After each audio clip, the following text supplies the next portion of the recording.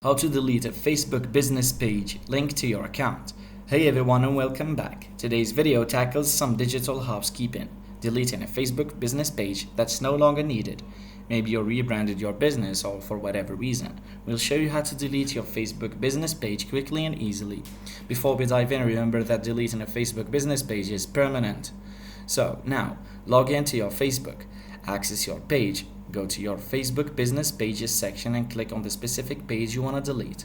Navigate to Settings, and it's usually located on the left-hand side navigation bar. Then find General Settings. In your page's General Settings, locate the Remove page. Scroll all the way down the General Settings until you find the Remove Page section. You'll see options to deactivate or delete your page. Permanently deleting your page means clicking on Delete. Then Facebook will display a confirmation pop-up to ensure you understand this action permanently. Then you have to confirm your deletion. If you're absolutely sure you want to proceed, click on Delete Page again to confirm the deletion.